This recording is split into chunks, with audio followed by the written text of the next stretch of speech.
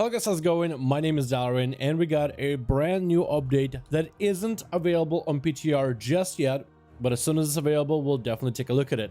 This is going to be a slight rework to the rogue Necrolord ability, Serrated Bone Spike. For now, all we have is just a blue post detailing what this update intends to do. But as soon as we have the ability on PTR, I definitely want to make a separate video checking it out, showing you guys exactly how the ability plays. But Blizzard wants to make this ability a bit more impactful, which is something that I actually talked about a couple days ago, talking about what Blizzard could do for Covenant abilities going into potentially patch 9.1, since it didn't really look like major reworks were coming out in 9.05. But it looks like Blizzard decided to beat me to the punch and freshen up the Necrolord Covenant rogue ability by making it, what I was talking about before, more impactful. While these changes are not live on PTR yet, let's take a look at the blue post either way. In patch 9.05, we are reworking the rogue Necrolord Covenant ability, Serrated Bone Spike. We're now testing this set of changes. Serrated Bone Spike initial damage is increased by 300%. This is quite a lot of increase, and to give you a bit of perspective, my rogue right now to 23 item level copied over on PTR as a Necrolord, my spike initial damage is about 633, reduced by armor, so it ends up usually being a lot lower. Now 633 increased by about 300, makes this ability a lot more spikier in terms of the damage, I guess, to make a bad pun out of it, but it really does add a bit more impact to how much damage this ability does, which it felt like it did really none of. Resolved an issue that prevented Serrated Bone Spike's initial damage from dealing critical strike. This has a couple of uses, especially if you're Assassination, but having this ability to do more damage and actually give it a chance to crit could be quite sizable going forward, especially since that synergizes really well into all three specs playstyle, because all three specs in one way or another benefit from crit, either through more damage or in Assassination field more combo points. More on that in a moment. Bone Spike now grants 1 combo point plus 1 per active Bone Spike after it strikes the target. I don't really know if there's anything really new here. It sounds about the same, unless what Blizzard is saying is the spike itself upon use will grant you a combo point, and after travel time, since the spike actually does have a ranged travel to it, it will grant a combo point upon landing on the enemy. It's weird that they added this in here, and there's probably a reason for it. I guess we'll find out once we actually get on PTR when this ability has been reworked.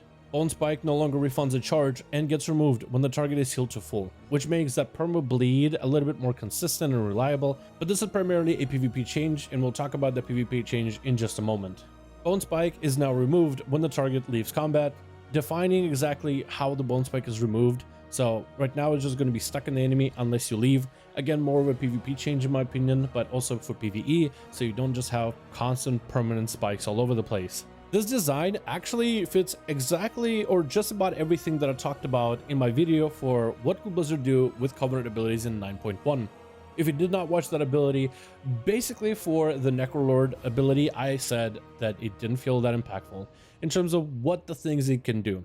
Necrolord ability is great for generating combo points, which it does really well, but the damage itself, not that great. The damage is good for maybe spreading the cleave damage, but the actual impact damage is so low that I feel like it's almost a utility ability rather than a damaging ability.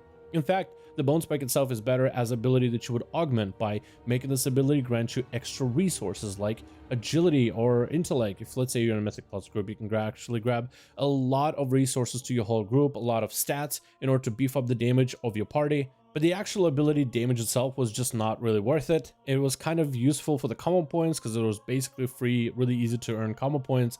But outside of that, it just didn't really feel that great in terms of the other abilities in comparison to everything else that we have on the table. So this way Blizzard is amping up the damage quite a bit, adding a crit component which synergizes well into rogue playstyle, so now it has a bit more of a usage for no matter spec you are, especially good for Assassination with the combo point building setup. They also made the actual bleed perma thing a bit more consistent by making sure it doesn't get removed for whatever reason whatsoever, and they're even fixing it for the PvP aspect, since this ability is now going to have a bit more of impact in damage. It's going to have a bit more oomph to it, so fixing it for a couple things for PvP makes sense as well. To condense this next part, Blizzard said that they wanted to make this ability do more damage, but this will present an issue in PvP. Because right now in PvP, if you do play Maldraxxus Covenant as a rogue, and there's not a lot of rogues that do, but if you do, right now if you PvP like arenas, if you use your spike on the enemy, they'll usually get topped off by the healer from time to time. Every time that happens, you get a free spike, and that's basically free combo points. with the ability doing little damage right now on live, but the free common points could be pretty good for maintaining slice and dice, building up for a kidney shot, maintaining your rupture, whatever it may be. But with this change, it would make the spikes do ton more damage. So basically it would punish the enemy team if this were to stay as is with the damage.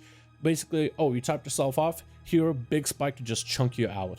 So with this ability to do more damage, they wanted to make sure it just doesn't fall off when the enemy is topped off, so you don't have this cheese in PvP as allies or enemies are getting healed up. You can just keep punishing them for getting topped off.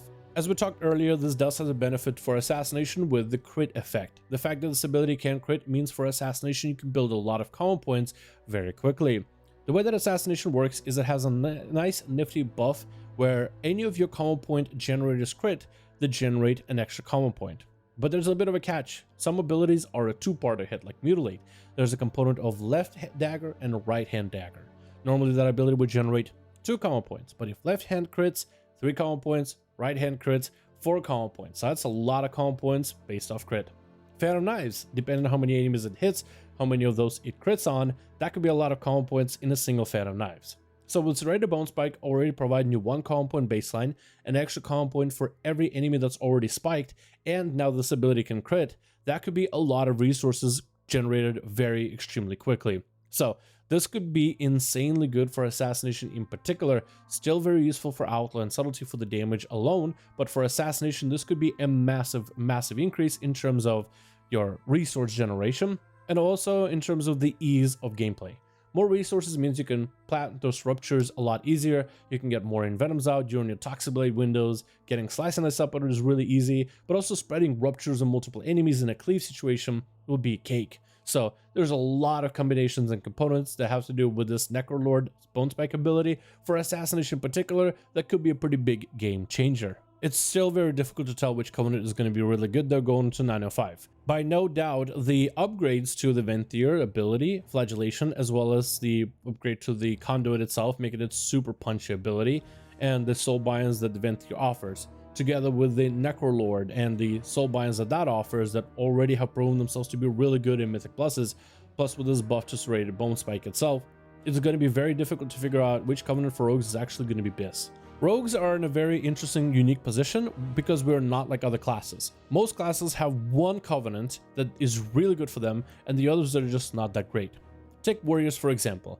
Venthyr warrior is kind of a staple in the game right now. Warriors can technically go Night Fae if they only Mythic Plus and for particular builds for PvP. Maybe they can go Kyrian just for PvP because it doesn't have nearly as much advantage as the other two in PvE content, and never go Necrolord because that's just not that good until maybe potentially 905 changes, which I'm super excited for. Some classes are straight up pigeonholed into just playing one covenant if you want to do the best in Mythic Pluses or in raids or PvP. Rogues really do have a lot more options. Our covenants have, before this change in 905, were simming really close to one another. I feel like this change combined with the Venthyr update is going to be enough to get some rogues to swap over from the Night Fae, which right now is the most popular covenant, because the others just simply weren't all that great for the variety of content. But with the changes coming out for both of them, mostly to the abilities, I think it's going to be a more attractive option, and we will see some migration in that regard. I am very excited to test all these changes out for myself, especially for the Bone Spike, and I cannot wait for the Venthyr change to go live.